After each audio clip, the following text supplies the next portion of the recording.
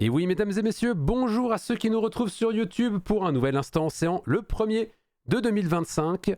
Et je vous souhaite la bonne année pour ceux qui sont évidemment sur les replays. Aujourd'hui, on va parler d'un petit sujet que j'ai lu dans Le Monde qui me plaît beaucoup et que vous allez voir sur, justement, regardez bien ça, les microplastiques.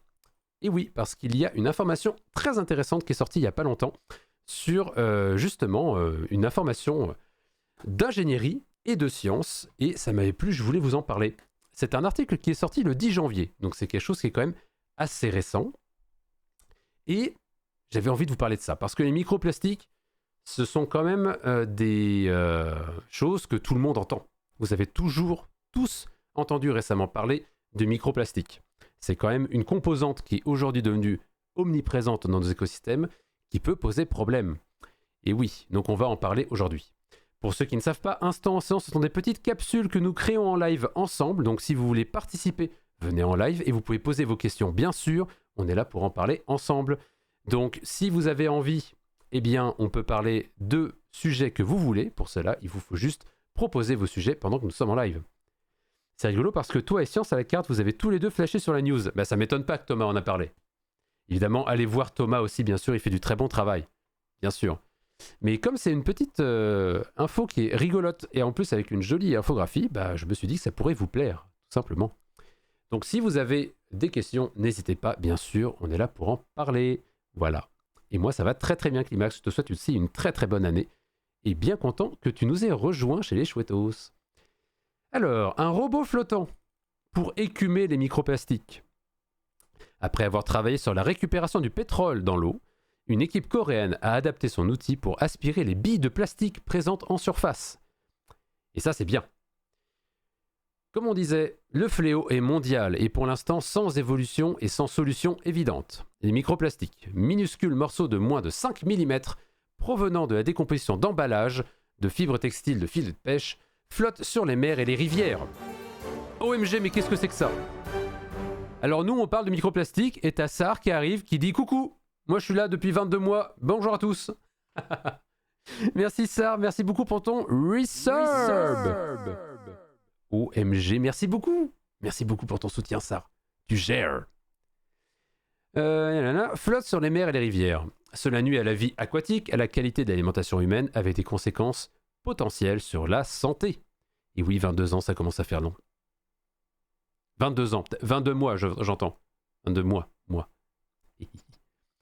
Afin de contrer cette pollution, qui obture filtres et filets installés pour tenter de la recueillir, une équipe de chercheurs de l'Institut coréen des sciences et de la technologie a mis au point un petit robot flottant d'environ 0,8 mètres carrés, et c'est très précis, pour retirer en surface ces particules. Son outil, constitué d'un tambour à cliquet décrit dans la publication Advanced Science, utilise la tension de surface de l'eau pour attirer et capturer efficacement les microplastiques, expliquent les principaux auteurs. Alors je m'excuse pour la prononciation des noms bien sûr, Moon Myung-moon et Kim Seong-in. Ce projet, encore à l'étape de prototype, devrait, selon les scientifiques, déboucher rapidement sur une version commercialisable, autonome et portable. Et moi, le mot que j'aime bien, c'est autonome. Déjà, avant d'aller plus loin, qu'est-ce que c'est qu'un microplastique? Et évidemment, qu'est-ce que c'est que ça? Parce que le plastique, on en a partout dans notre vie. Regardez, ce que j'ai là actuellement, c'est très certainement des polymères de plastique. Ce que j'ai dans les oreilles, c'est ça aussi. Mes lunettes, elles en ont. Dans mon décor, il y en a partout. Bref, le plastique est omniprésent. Et ce qu'on appelle plastique, c'est quand même une accumulation de choses. Parce qu'il n'y a pas qu'un seul plastique, mais il y a évidemment beaucoup de types de plastiques différents qui sont donc des polymères, c'est-à-dire la façon dont les molécules de plastique, qui sont souvent du carbone et de l'hydrogène, il me semble qu'il y a aussi de l'oxygène, mais je crois que c'est surtout carbone et hydrogène, C et H donc, sont entremêlés ensemble pour former un réseau qui va permettre de faire la structure du plastique. Donc, avant de se poser plus loin la question de pourquoi est-ce qu'on va se faire un petit robot flottant, eh bien, il faut d'abord se poser la question qu'est-ce que c'est que du microplastique? Donc le microplastique, on en parlait, c'était des petites agglomérations de plastique. Et plastique, évidemment, on menait ça avec un S parce qu'il y a plusieurs types de plastique. On a du polyuréthane, polyéthylène. Il y a énormément de composites, de composés, de polymères différents, autant qu'il y a d'applications du plastique, parce que certains plastiques vont être utiles pour des choses, comme par exemple l'alimentation, le fait de pouvoir mettre votre yaourt dans un pot de yaourt. Il faut que votre plastique ait certaines propriétés qui lui permettent de tenir justement ce rôle. On va avoir des plastiques qui vont être utilisés pour être durs et pouvoir faire justement des trucs comme ça, hein, voilà, des trucs comme ça pour un usage répété. Bref, énormément d'usages particuliers. Et salut Thomas! Comment tu vas mon cher? J'espère que ton live s'est bien passé. Tu as terminé ton live toi? J'ai vu que tu étais en train de faire une petite actualité scientifique et j'espère que c'était cool. Et heureux. Ah bah j'imagine que t'étais là bah, aussi. Aïe aïe aïe aïe aïe. Trop cool, ça fait trop plaisir de voir du beau monde. OMG. Ça fait plaisir de vous voir ici. Je crois, mon cher Thomas, que tu as aussi parlé de microplastique, mon cher. Ce petit article dont on me dit que je n'ai pas été le premier à en parler. Donc, on parle un petit peu de microplastique aujourd'hui. Voilà, donc ça va être un peu redondant. Ça va être un peu redondant, évidemment, avec le live de Thomas, bien sûr, qui vous fait des actualités scientifiques de très haute qualité. Donc, n'hésitez pas à aller les voir. C'est un petit peu tôt au Québec, mais c'est normal, puisque ce sont des matinales. Mais c'est pour votre après-midi en France, donc tout va bien. On dirait que... On dira pas qui t'a balancé. Non. Je crois qu'il est parti par là. Hein? Qu'est-ce que tu dis? Il me dit... il m'insulte. Mais il aime bien, il vous dit abonnez-vous. Je sais pas. Bon. Donc oui, une très très belle info. Donc on parle de microplastique. Moi j'avais envie d'abord de vous parler de ça justement. Donc évidemment, comme vous savez, à mon habitude, la première chose que nous faisons sur un instant séance, c'est d'aller un petit peu voir ce que dit Wikipédia. Mais je vous redis à chaque fois, Wikipédia n'est pas la panacée. Il vous faut aller évidemment vérifier les sources. Et ça c'est toujours très important. Voilà. Mais c'est un bon début pour faire de la vulgarisation. Je passe en l'heure que manger. Eh bien, bon appétit. Bon appétit à toi, Scous. Et merci encore pour ton raid. J'espère te revoir sur la chaîne. Et j'espère voir cette aquarelle une fois terminée, bien sûr. Ça fait trop plaisir en tout cas. Bon appétit à toi et à très vite. Et évidemment, bonne année, bien sûr. Donc, microplastique. Qu'est-ce qu'on appelle microplastique? Parce que je vous disais, il y a plusieurs types de plastique. Vous voyez là, par exemple, vous avez ce qu'on appelle des macroplastiques. Donc des plastiques qui sont de grande taille, de grande forme, qui ont une structure spatiale particulière et surtout une longueur particulière. Eh bien, dans le cas des microplastiques, ils sont définis comme des particules qui ont une matière, une longueur de moins de 5 mm. Donc c'est quand même petit. Hein. 5 mm, c'est quand même des petites particules, des petites billes comme ça. Voilà. Par exemple, des petits morceaux de polyéthylène. Voilà, par contre, attends, je viens de lire petits morceaux de polyéthylène trouvés dans une pâte dentifrice. Les microbilles de polyéthylène ou de microplastique sont ajoutées par leurs fabricants à certains dentifrices, respectivement comme abrasifs de la plaque dentaire et exfoliants de la gencive. Ouais, bah ça m'étonne pas trop. Ok, voilà. Donc, les microplastiques sont des petites particules de matière plastique dispersées dans l'environnement. Ce sont des fragments d'objets en plastique ou des microbilles de plastique, de plus en plus utilisées par l'industrie et dans les cosmétiques depuis quelques années, ou des fibres synthétiques, abondamment retrouvées dans les boues d'épuration qui sont épandues sur les sols. Microscopiques ou nanométriques, notamment issus de la dégradation des macros, donc je vous en parlais, la dégradation des macroplastiques par photooxydation, action mécanique et ou biodégradation. Donc il y a beaucoup de choses qui viennent de se dire dans ce paragraphe-là. Ce qu'il faut savoir du coup, c'est que ce qu'on appelle microplastiques peuvent être deux choses. C'est soit des plastiques qui ont été créés pour avoir cette taille-là, comme des petites billes de plastique qu'on va les rajouter en tant qu'ajout dans différents produits, comme par exemple le dentifrice, comme on a parlé ici, ce qui va permettre d'avoir des qualités supplémentaires pour le dentifrice, par exemple. Ou vous avez aussi les microplastiques qui sont issus de la dégradation de macroplastiques. Puisque, je vous le disais, ce sont des polymères, il va y avoir à un moment une dégradation, donc ouais, je ne vais pas dire une cassure, mais c'est ça, une dégradation des fibres de plastique, ce que j'appelle des fibres, mais des polymères de plastique, qui vont se dégrader, qui vont se briser, qui vont se transformer en plus petites unités. Et à la fin, la dégradation va mener justement à la création de ces petits microplastiques qui sont ensuite rejetés dans l'environnement.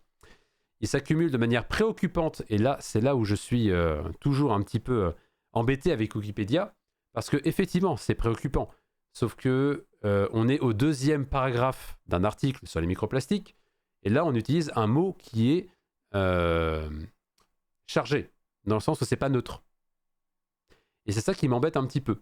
Donc gardez bien en tête que, voilà, il faut garder en tête que donc, quand on parle de science, il faut toujours rester neutre scientifiquement, en tout cas quand on expose les définitions, quand on expose les hypothèses, les objectifs, et le côté justement qualitatif de la chose, la façon où vous jugez des résultats vient à la fin, notamment des conclusions.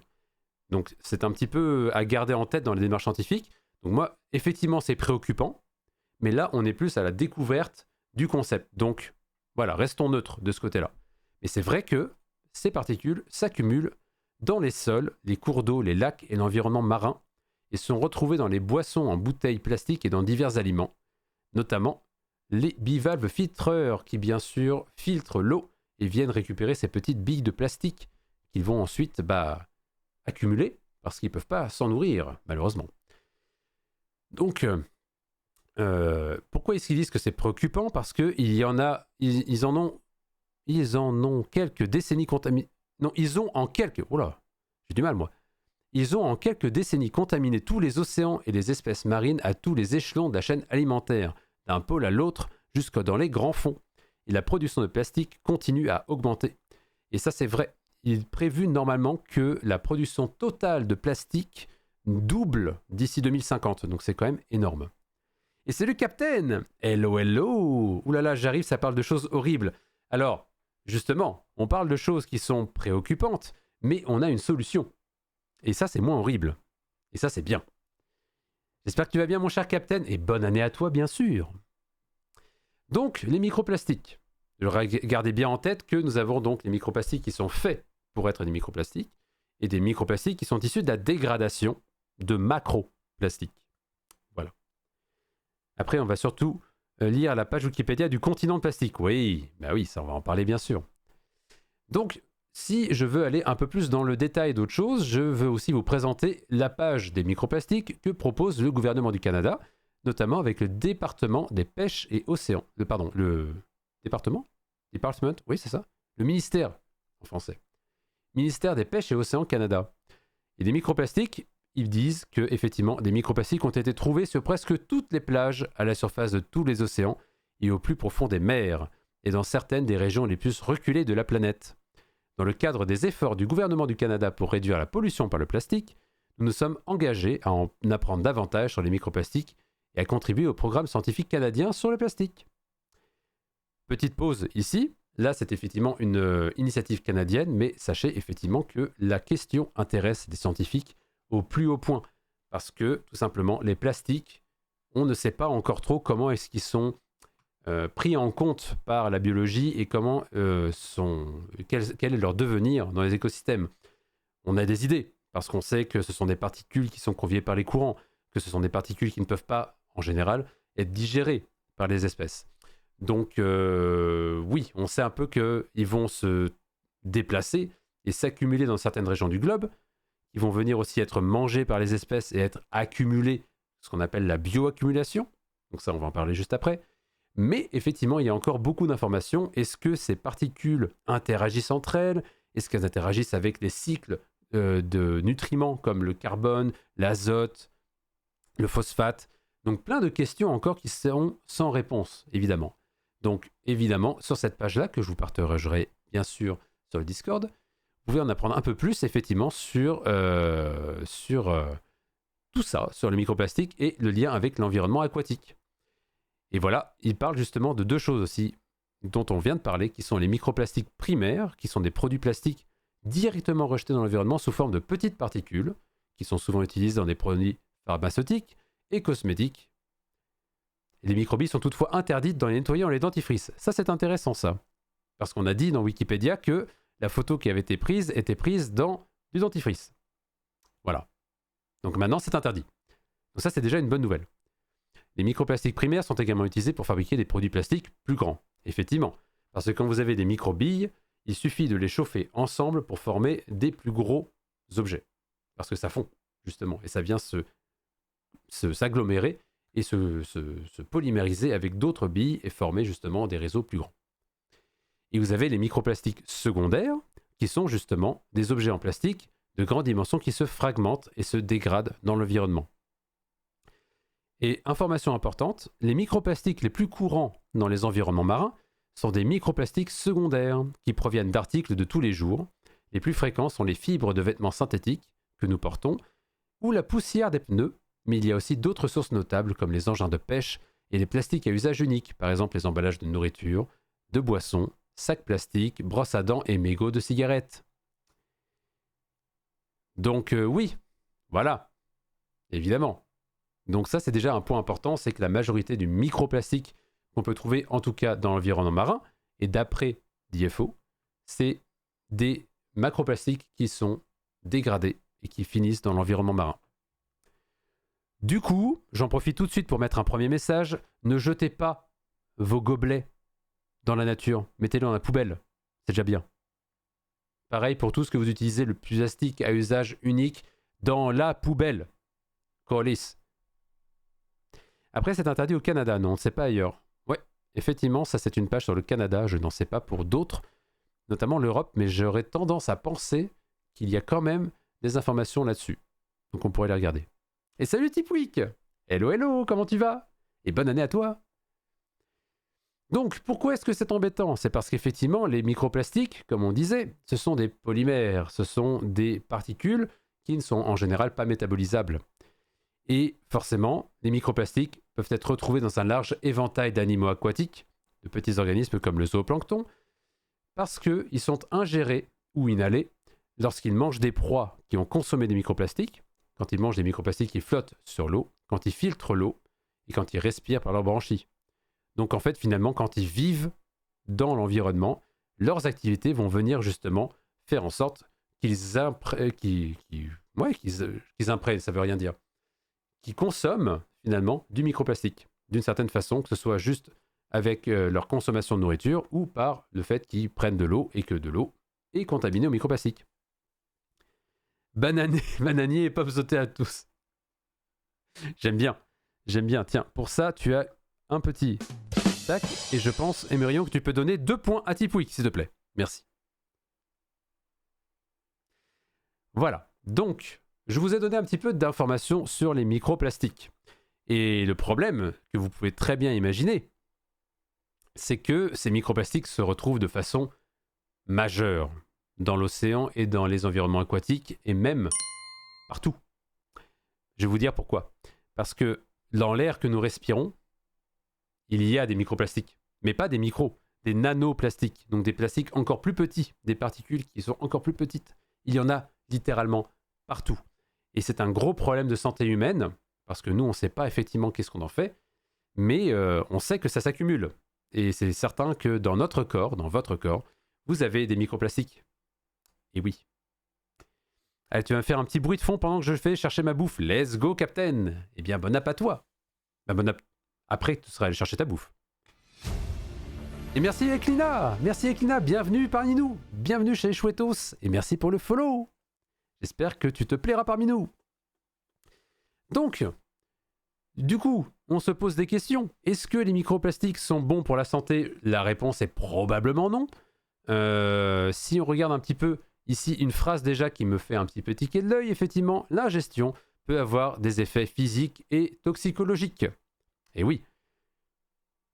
Parce que si les chercheurs sont encore en train d'étudier les effets des microplastiques sur la vie aquatique, des chercheurs conviennent que l'importance des dommages dépend vraisemblablement des caractéristiques des fragments de plastique, entre autres leur taille, leur forme et leur composition chimique. L'importance des dommages variera également en fonction du type d'animal, de sa taille et de son stade de vie. Évidemment, bien sûr, tout ça, ce sont des variables importantes à prendre en compte.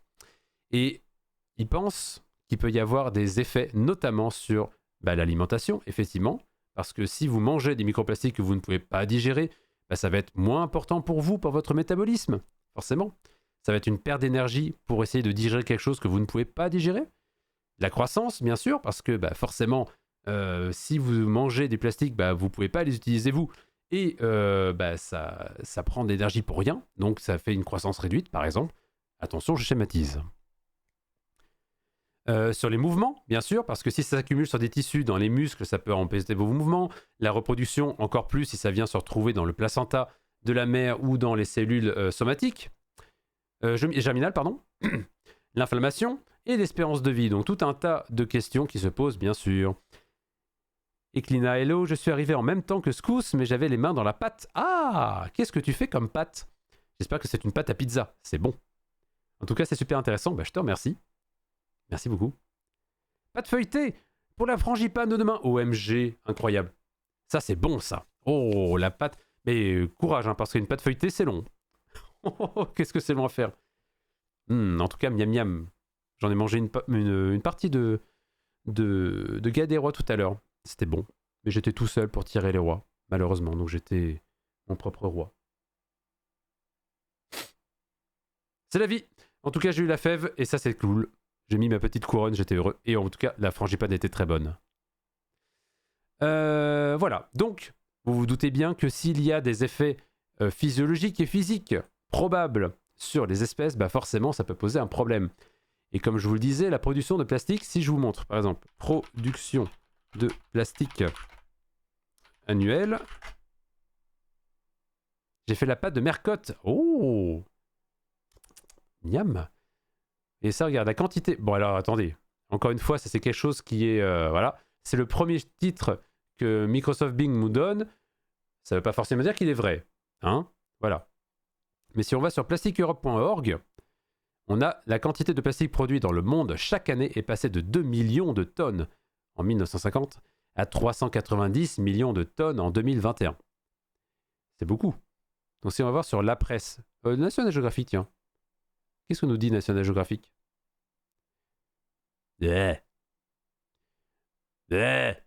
5 000 milliards de morceaux de plastique flottent déjà dans nos océans. Super. À travers le monde, 73% des déchets sur les plages sont du plastique. Filtres de cigarettes, bouteilles, bouchons, emballage alimentaire, sacs ou bacs en polystyrène. La production mondiale de plastique a connu une croissance exponentielle, passant de 2,3 millions de tonnes en 1950 à 448 millions en 2015. Donc c'est encore pire. C'est moi la musique s'est emballée. Oui, elle s'est un peu emballée parce qu'on est dans... C'est trop fort. D'ici 2050, toutes les espèces d'oiseaux marins mangeront du plastique régulièrement. Super, t'entends ça, Wam? C'est bien, hein? Depuis 2015, plus de 6,9 milliards de tonnes de déchets plastiques ont été produites. Environ 9% ont été recyclés. Environ 9% ont été recyclés, quoi. Le chiffre horrible. Quelle horreur. Seulement 9%. N'importe quoi. Bref. 12% ont été incinérés et 79% ont été accumulés dans des décharges ou dans la nature. Let's go. Oh putain. Oh cette image. À travers le monde, près d'1 million de bouteilles en plastique sont vendues chaque minute. Chaque minute, 1 million de bouteilles plastiques. Ouais. Les estimations sur la durée de vie du plastique vont de 450 ans à l'infini. Super. De nos jours, le marché principal du plastique est celui des emballages. Des emballages. Petite faute ici, si je puis me permettre. Ce segment représente à présent près de la moitié de tous les déchets plastiques produits dans le monde, la plupart n'étant jamais recyclés ou incinérés. Selon les derniers rapports, environ 700 espèces d'animaux marins ont déjà ingéré du plastique ou ont été piégés dedans. Oh. C'est quoi cette image? Ah oui, tu te fais un... Oh la vache. Un maillot de bain Dollarama. Ah ouais, il est bien celui-là. Plus de 40% du plastique n'est utilisé qu'une fois avant d'être jeté. 40% du plastique est à usage unique. Vous vous rendez compte? 40% du plastique est utilisé à usage unique. En fait, je voulais pas vous lâcher le bourdon avec ça, mais moi ça met le bourdon en vrai. Merci National Geographic. Moi je voulais juste la production.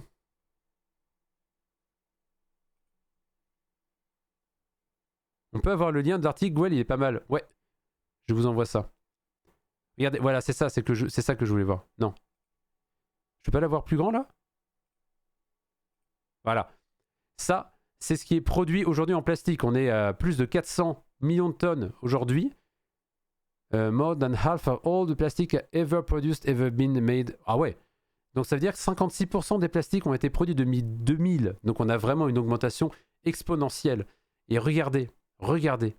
Je crois que d'ici 2050, ils pensent qu'on aura doublé la production de plastique. Oh là là là là. Ah, ça fout pas le bourdon, ça, hein. Statistique, planétoscope. En vrai, on ne se rend pas compte de la présence du plastique dans nos vies de tous les jours, c'est vrai. Bah d'ailleurs, on est habillé avec du plastique. Let's go. Mais justement, non, attends, on n'était pas censé trouver quelque chose pour remplacer. Le problème, c'est que, en fait, tu mets le doigt sur le problème. C'est que tu dis, on n'est pas censé avoir trouvé quelque chose pour remplacer le plastique. Mais ça marche pas. Parce que le plastique n'existe pas, ce sont les plastiques. Il y a des milliers de plastiques différents. Et on se doute que remplacer un plastique qui est utilisé pour usage médical, par exemple, ça va pas être la même chose qu'utiliser un plastique pour les cotons-tiges, par exemple. Ou juste pour mettre dans votre yaourt. Enfin non, pour mettre le yaourt dans le plastique de pot de yaourt. Donc ouais, c'est compliqué. C'est très compliqué parce qu'il y a autant d'usages qu'il va falloir justement modifier de tout ça. J'ai fait des études qui font que c'est difficile de ne pas savoir, mais j'espère, mais qu'on préfère fermer les yeux. C'est bien vrai ça. Depuis... Oh non. Ça... Alors, regardez ce truc de fou. Depuis le 1er janvier, apparemment, en tout cas, 16 millions de tonnes de plastique ont été produites. Et depuis que je suis connecté sur cette page, on va passer le 1000 grammes. Regardez ça, on va passer 1 kg de plastique qui a été produit. Non, mais non. C'est trop. Et on a passé les 1000. Bonne année. Wouh. Terrible. Ouais. Ouais, ça fait... En fait, tout ça, c'est des stats qu'il faudrait aller vérifier. Hein, parce que je ne connais pas ce site et il faudrait aller vérifier. En tout cas, c'est le fun. Let's go. Qui nous dit Radio-Canada? Radio-Canada, eux, ils nous disent... La production mondiale de plastique a doublé en moins de 20 ans. Oh là là là là. 353 millions de tonnes en 2019. C'est l'équivalent de 45 000 tours Eiffel chaque année. Super. Et 35 000 tours Eiffel en déchets plastiques. Et ben c'est super ça. Non, je cherche. Voilà, c'est ça. Selon les estimations citées en septembre, dans un rapport du WWF, le World Wide Fund, la production de plastique dans le monde devrait doubler d'ici 2040, c'est encore plus tôt que 2050, et accélérer la crise climatique sans blague. L'Institut de recherche IFP Énergie Nouvelle évoque pour sa part ses prévisions inquiétantes d'1 milliard de tonnes par an aux alentours de 2050. J'avoue que j'essaie de faire attention dans ma vie de tous les jours et de prendre tout ce que je peux en vrac. Et oui. Bon, donc ça, tout ça, c'est pas top. Voilà. Donc, vous voyez qu'on n'a quand même pas forcément que des bonnes nouvelles là-dessus. Mais, pour éviter d'avoir de l'éco-anxiété plus que ce qu'on en a actuellement, on est tombé sur une très jolie news qui parle justement qu'il y a des scientifiques qui travaillent activement, des scientifiques et des ingénieurs. 2040, c'est plutôt que 2050 ? Non. Sachez que mon chat nous apporte son soutien en ronronnant comme une chaudière. Et bah ça, c'est le fun. Bravo le chat des Meurillons. C'est quoi son nom déjà, lui ? Garantie zéro plastique. Le chat ou le ronronnement ? Je sais pas. Bizarre. Eh bien oui, parce qu'il y a des ingénieurs, il y a des scientifiques qui travaillent pour justement aller récolter ces microplastiques. Ça s'appelle Iris, mais on dit poupette, bien sûr. Cute. Il y a donc des solutions innovatrices qui sont en cours pour essayer justement de récupérer ces plastiques et les enlever du milieu maritime. Parce qu'on ne va pas se mentir que s'il y a du microplastique, on peut raisonnablement penser qu'il va y avoir des effets. Cause-conséquence. Le lien est encore à faire évidemment, mais je pense qu'on a déjà des données là-dessus, que la présence de microplastiques peut être associée à certains éléments physiologiques sur les espèces qui habitent les environnements. Bon. Donc une solution, c'est d'enlever le plastique, tout simplement. Voilà. Donc si on ne peut pas l'enlever a priori, c'est-à-dire avant qu'il soit produit, c'est-à-dire en baissant notre besoin, eh bien on peut l'enlever a posteriori en utilisant justement des technologies pour les retirer de l'environnement. Et c'est ça qu'on va essayer de regarder aujourd'hui. Après, j'avoue que j'ai plus de carton à la maison, mais que du plastique. Et j'en suis sûr, il y a plein de choses que je pourrais remplacer et que je ne connais pas. Et moi, personnellement, j'en ai encore beaucoup, hélas, mais j'essaye le plus possible d'aller dans mon épicerie en vrac, où je trouve justement ma farine, tout ça, avec des pots en verre que je réutilise à chaque fois. C'est mieux que rien, c'est mon petit truc à moi, mais c'est pas assez, on en convient. Déjà, je regarde devant moi, littéralement, tout mon bureau, il y a du plastique. Voilà. Il n'y avait pas un moment où des scientifiques avaient trouvé des bactéries ou des champis qui mangeaient le plastique? Eh bien, sache, Tipwick, que ça existe. Il y a déjà de base, dans l'environnement, des bactéries qui, justement, se nourrissent du plastique. Parce que le plastique, je vais essayer de vous montrer.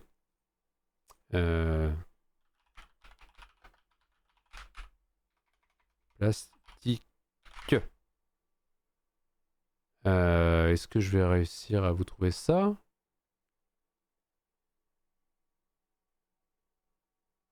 Non, non. Voilà, tout ça, bon, très bien, c'est ça, mais moi, je veux une molécule. Bon, mettons. Vous voyez, le plastique, ce sont des molécules. Comme je vous disais, ce sont des polymères. Et les polymères, ce sont un assemblage de plusieurs molécules.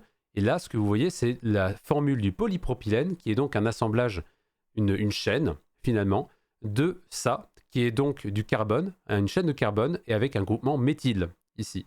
Donc vous en mettez plein comme ça, un certain nombre, et ça vous donne du polypropylène.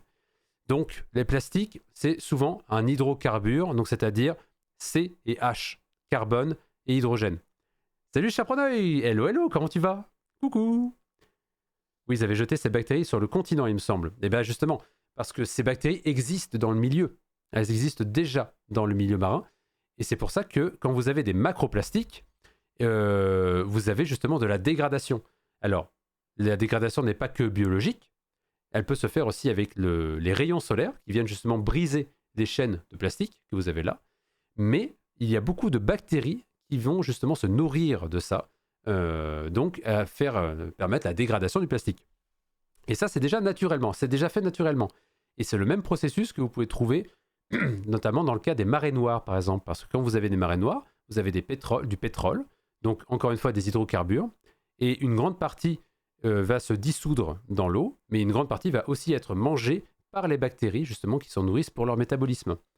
Donc tout ça, effectivement, ce sont des processus naturels, et évidemment, on va essayer de se servir naturellement de ces processus pour réduire la pollution, notamment en mettant ces bactéries-là en plus grande concentration dans les endroits où il y a une grande concentration de plastique, notamment le fameux continent de microplastique, bien sûr. Donc oui, ce sont des idées qui ont justement les scientifiques, mais ce n'est pas assez. Malheureusement, ce n'est pas assez parce que en mettant des bactéries, on va avoir d'autres problèmes. Parce que si on met des bactéries, forcément les bactéries ne vont pas se nourrir que de microplastiques, mais ils vont aussi prendre de l'oxygène. En particulier, ça dépend du métabolisme, mais de façon générale, les bactéries ont un métabolisme aérobie. C'est-à-dire qu'elles prennent de l'oxygène et rejettent du CO2. Donc, ça veut dire que vous allez diminuer la concentration en oxygène de l'eau. Et ça, c'est un problème. Parce qu'on en avait déjà parlé lors du Be More Ocean de la dernière fois, sur la chimie de l'eau. Mais les eaux ont besoin d'être oxygénées pour permettre aux espèces qui y vivent, justement, de respirer. Donc, si vous mettez trop de bactéries, vous allez avoir moins d'oxygène et donc des problèmes d'anoxie. C'est-à-dire une perte d'oxygène dans les eaux, donc une modification pour toute la biodiversité. Pas top. D'où la proposition d'avoir d'autres solutions pour justement retirer ces microplastiques. C'est le week-end, et oui, c'est le week-end, c'est ça, on est bien. On est bien, et j'ai hâte que tu nous partages justement tout ça, Chap, justement sur ce qu'on a. J'ai pas trop spoilé, j'ai juste dit qu'on avait un projet ensemble bientôt, mais on a hâte de voir ça sur les réseaux pour en parler. Donc, Advanced Science, on va aller voir évidemment leur article. Un article qui a été écrit par des chercheurs coréens, qui justement ont voulu créer un robot, ou en tout cas un processus, pour retirer les microplastiques de la surface de l'eau. Et ce qui est très intéressant, c'est qu'ils ont utilisé un processus qui est la capillarité. Tout simplement, le déplacement physique de l'eau, on va dire, en fonction donc de la surface sur laquelle elle se trouve. Donc, par capillarité, c'est la même chose que quand vous prenez un morceau d'essuie-tout. Je vais citer la célèbre marque du Sopalin, mais ici au Québec, on appelle ça un essuie-tout. Que vous mettez l'essuie-tout sur une tache d'eau, vous allez voir que l'eau va venir être absorbée par capillarité le long, justement, de la feuille d'essuie-tout. Évidemment, je schématise, c'est plus compliqué que ça, mais on va rester là-dessus. C'est-à-dire un mouvement de matière, de fluide, tout ça, justement par un phénomène physique qui vient absorber le long d'une certaine surface. Et ce qu'ils ont fait, c'est un robot pour justement essayer de choper ça. Donc regardons un petit peu cette infographie que je trouve rigolote. Hop, elle est où? Elle est où? Elle est là. Je peux pas voir. J'ai juste 2 zooms comme ça, s'il vous plaît. Non?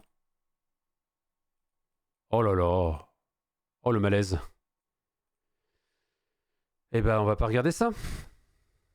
Donc, des microplastiques et l'effet Cheerios. Ça, c'est un mot qui m'a fait beaucoup rire, ça. En mécanique des fluides, l'effet Cheerios décrit la tendance qu'ont les éléments flottants à se rapprocher, à l'image des céréales de la marque américaine qui s'agglutinent dans un bol de lait. Donc vous mettez des céréales dans du lait, elles vont venir comme ça, faire des petits amas, comme ça. Et ça, c'est l'effet Cheerios. Eh bien, les microplastiques, apparemment, auraient la même chose, justement, faire des petits agglomérats comme ça. Ici, donc vous avez ici une roue qui fait partie, justement, du tambour du robot, qui ressemble à ça. Voilà. Eh bien, les particules de microplastiques qui flottent près de la surface sont spontanément poussées vers celui-ci par un ménisque d'eau concave entraîné par l'effet Cheerios. Donc avec la rotation ensuite, un écrémage par capillarité. Une fois en contact du cliquet, la particule va être aspirée par la force capillaire. Elle est temporairement maintenue par le ménisque d'eau concave qui se déforme à mesure que le cliquet monte et elle s'élève plus, puis elle est écrémée ensuite. Ça fait beaucoup de mots différents. J'ai un peu du mal. Un ménisque, c'est ce que tu as ici. Si tu regardes ici, tu as une déformation de la surface de l'eau qui est justement due à une autre surface sur laquelle elle vient s'appliquer. Donc ça fait une sorte de petite remontée d'eau comme ça par capillarité, et c'est ce qu'on appelle un ménisque. Et bien ça va apporter une force suffisante pour plaquer la particule le long justement de la roue dentée.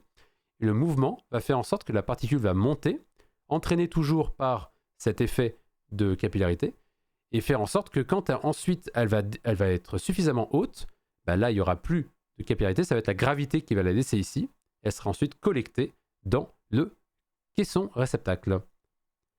Les chercheurs ont réalisé plusieurs prototypes, dont un drone, pour nettoyer les environnements marins et aquatiques, tels que les rivières, lacs et réservoirs, au plus proche des sources de la pollution. Ce qui veut dire que le but est de mettre ce petit robot dans des milieux qui sont pollués, évidemment des milieux marins, ou aquatiques d'eau douce, et justement il va venir se balader dans le milieu pour, avec l'effet justement de capillarité et le tambour qui bouge, venir récolter le plus possible de petites particules. Et ils indiquent que l'écrémage est efficace sur des microplastiques de moins de 5 mm de diamètre pour des densités entre, on ne sait pas, pas mal l'infographie. Donc en gros, ils ont quand même proposé un robot qui permet d'avoir une efficacité pour certains types de microplastiques en fonction de leur densité et de leur taille. Voilà. Donc, c'est pas forcément une solution miracle, mais elle va devoir être adaptée aux situations. Très joli petit robot en tout cas. Comme souvent, en cheminant, la recherche peut s'écarter de son but initial. Ce n'est en effet pas de microplastique dont il fut d'abord question. L'idée qu'un cliquet hydrophile, le tambour dont vous parliez justement, hydrophile parce qu'il attire l'eau, donc ça permet d'avoir ce petit ménisque qui vient coller les particules le long du cliquet. L'idée donc qu'un cliquet hydrophile puisse récupérer des substances flottantes provient de travaux sur la récupération de pétrole que nous avons menés avec la garde côtière de Corée à partir de 2016, racontent les auteurs. Dans ce projet, les scientifiques avaient découvert que pour arriver à leur fin d'écrémage, contrôler le comportement de l'eau, notamment sa tension de surface et son écoulement, était bien plus efficace que de compter sur les propriétés du pétrole lui-même. Donc ça, qu'est-ce que ça veut dire? Ça veut dire qu'ils ont développé un outil qui prend parti des caractéristiques physico-chimiques de l'eau et non pas du contaminant sur lequel ils essayent de récupérer. Et donc, en partant de ça, ils ont pu utiliser justement ça pour d'autres applications que ce qu'ils avaient fait au départ. Et on fait quoi des microplastiques après? Je pense qu'on les prend, on en fait une soupe pour mettre ça dans du dentifrice et on les réutilise. J'en sais rien. On va voir après. Enfin, je pense. L'incendie d'un porte-conteneur au large du Sri Lanka en mai 2021, avec pour conséquence, je m'en souviens de ça, avec pour conséquence le déversement de tonnes de granulés de plastique dans l'océan Indien, va orienter les scientifiques sur cette autre pollution. Un agent de l'ITOPF, le International Tanker Owners Pollution Federation, organisation à but non lucratif intervenant internationalement depuis 1968 lors de déversements accidentels en mer, nous a demandé si nous pouvions tenter d'utiliser notre technologie. Depuis cette date, le laboratoire coréen affine son approche et son prototype. Les billes sont désormais aspirées par la force capillaire, tel un aspirateur spécial qui utilise la tension de surface de l'eau pour attirer les micro-éléments. Et le robot, il fonctionne comment? Je pense que c'est un robot qui n'est pas forcément autonome, donc qui a besoin peut-être d'électricité, mais ils vont nous expliquer après, je pense. Pour Frédéric Moisy, enseignant-chercheur en mécanique des fluides à l'université Paris-Saclay, ce principe de collecte est astucieux. Cette recherche a le mérite d'aborder le problème avec une méthodologie très fondamentale, en faisant appel à des polluants modèles sphériques, aux propriétés physiques bien contrôlées, et en modélisant physiquement l'attraction capillaire. C'est ce que je vous disais sur le fait que la solution travaille justement sur l'utilisation de propriétés physico-chimiques. Donc c'est très, comment je dirais, passif. Parce qu'on ne retire pas le polluant en enlevant le polluant, en ciblant le polluant. On retire le polluant parce qu'il est dans un environnement qui a certaines physiques, une certaine chimie, qui va nous aider à le retirer. Et ça, c'est assez astucieux, effectivement. Par ailleurs, les chercheurs ne négligent pas les difficultés pratiques liées à la collecte en milieu naturel, comme l'aspect rugueux, polydispersé ou endommagé des microplastiques, et la présence en surface de polluants physiques ou biologiques, de l'huile surfaçant ou du plancton. Donc ça, cette phrase, ça veut dire qu'a priori, les chercheurs prennent en compte aussi qu'il n'y a pas que des microplastiques dans l'environnement, mais aussi d'autres particules, et notamment des macroplastiques qui viendraient embêter justement l'opération du robot. Petite question, j'ai regardé la bio, mais je crois que j'ai loupé l'info. Mais est-ce que tu mets les rediffs en podcast ou sur YouTube? Je les mets pas en podcast pour la raison que j'ai pas le temps de les monter pour que ce soit intéressant, parce qu'il y a des alertes, il y a des trucs comme ça, c'est un peu bazar. Mais ils sont sur YouTube. Les instants en séance sont sur YouTube. Et si tu vas voir sur drgwell.com et sur YouTube, effectivement, avec le lien que tu as envoyé Myrion, si tu vas sur drgwell.com, là-haut, j'ai mis une page avec justement tous les instants en séance qui sont publiés actuellement et qui vont être publiés, ça va être mis à jour automatiquement, ils sont là-bas. Et ça, c'est bien. Donc selon l'expert, cet outil peut constituer une piste intéressante pour traiter des pollutions dans des environnements concentrés, que ce soit dans les ports ou dans les côtes, ou pour intervenir lors d'accidents comme des largages accidentels. Depuis l'université du Maryland à College Park, Alban Surrey, professeur de génie mécanique, pose également un regard positif. Une application originale d'adhésion et de relâchement capillaire pour les microplastiques qui pourrait être complémentaire à d'autres types de collecte. Henri Bourgeois-Costa, directeur des affaires publiques à la Fondation Tara, on aime bien la Fondation Tara Océan, qui œuvre à la connaissance scientifique et à la préservation du milieu marin, reconnaît lui aussi l'intérêt de cette approche agile, notamment par un usage portuaire. Désormais, il s'agit d'articuler ce type de solution à d'autres crises plus systémiques afin de réduire la production mondiale de plastique. Et oui. Cet article, c'est pas le meilleur article du monde que j'ai lu, je vais quand même être honnête, mais ce que je trouve le fun, c'est qu'ils ont commencé à parler un petit peu de cet article-là, qui justement, plutôt que de parler que du robot, parle surtout du mécanisme qu'ils ont trouvé. Et vous voyez par exemple sur cette image, là, ils décrivent vraiment le devenir de la particule, justement, le mouvement de la particule qui est dû justement à l'attraction capillaire et au mouvement du tambour. Donc, on a un côté qui est très fondamental avec ça, mais un côté qui est très aussi ingénierie, très génie, justement. Et ça, c'est des belles études, parce que ça permet d'avoir des études à la fois théoriques sur le mouvement de particules en lien avec des phénomènes physiques, mais surtout aussi de préparer des solutions. Bon, après, qui peuvent être utilisées à plusieurs usages qu'il faut aussi documenter, donc ça va demander d'autres études, évidemment, sur le sujet. Généralement, les streams sont le vendredi soir. Effectivement, tout à fait. Je stream le soir, mais oui. Mais merci beaucoup, Ekina, bien sûr, merci beaucoup. Je suis très content que ça te plaise, bien sûr. Mais effectivement, on stream en général les vendredis, qui sont les vendredis début d'après-midi au Québec. Malheureusement, je ne peux pas streamer plus tôt parce qu'avec 6 heures de décalage, c'est un peu compliqué. Donc, je vous encourage très vivement à aller lire justement cet article-là, où il parle justement de l'adhésion des petites particules de plastique en fonction de la force capillaire. Et cette recherche est justement une recherche séminale sur la création de ce petit robot et de son utilisation pour essayer de dépolluer des zones particulières. Parce que ce qu'il disait dans l'article du Monde, et je ne sais plus pourquoi est-ce que je n'ai plus mes sous-titres. Allez. Voilà. C'est évidemment des solutions qui doivent être utilisées avec la meilleure efficacité possible. Et dans ce cas-là, le robot a une certaine capacité, il a une certaine productivité aussi à retirer le plastique. Donc, on va essayer de le mettre dans un endroit où ça maximise justement l'utilisation du robot. Donc, les zones portuaires qui sont en général des zones avec des entrants de plastique assez élevés. Mais je pense que une fois que la particule a été collectée, les chercheurs justement ont besoin de vider le robot, justement, ou les chercheurs, mais je dis les opérateurs du robot, viennent enlever le trésor, on va dire, le trésor de microplastique qui a été trouvé. Et je pense que soit il est utilisé pour du recyclage, soit il est incinéré, soit il est justement utilisé pour autre chose. Parce que là, je pense que la question est un peu prématurée dans le sens où la solution qui a été trouvée ici n'est pas encore commercialisable et n'est pas encore efficace d'un point de vue industriel.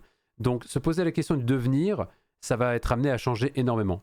Donc, moi, ce que je pense qui sera une bonne idée par rapport à ça, ce sera que les particules qui sont prises vont être directement prises, pas prises, mais réutilisées pour la filière du recyclage ou qui va être emmenée directement avec les producteurs de plastique. Parce que l'intérêt qu'on va avoir avec ça, c'est qu'on va avoir la matière première tout de suite, pratique pour le recyclage, et que a priori, elle devrait être relativement pure. Qu'est-ce que j'entends par pure? C'est qu'il n'y aura que du microplastique et pas autre chose. Donc ça, c'est une autre question sur laquelle il faut se poser, justement, sur l'efficacité du robot. Est-ce qu'il prend d'autres choses que du microplastique? Et qu'est-ce qu'on en fait après de tout ça? Donc ça, je pense que c'est encore des choses qui sont très jeunes, parce que comme vous voyez, cet article a été publié le 10 janvier, mais c'est très prometteur, et je pense qu'on peut être très heureux de cette news, parce que effectivement, on a un gros problème de microplastique aujourd'hui. Comme je vous l'ai montré, la production devient vraiment exponentielle. On a besoin de ce plastique, donc ça, c'est important. On a besoin de ce plastique, mais ce qu'il nous faut, ce sont des gestions efficaces des déchets qu'on en fait, et aussi une gestion de nos usages et nos besoins. Voilà. Donc, et en plus, il faut trouver un moyen de trier les types de plastique. C'est aussi un autre problème dont parle Émerillon, qui est tout à fait pertinent. Donc là, on en vient, c'est encore très séminal tout ça, mais je pense qu'on est sur des bonnes voies, notamment pour faire partir justement tout ça. Voilà, parce qu'on en a besoin du plastique, mais on n'en veut pas sur nos océans.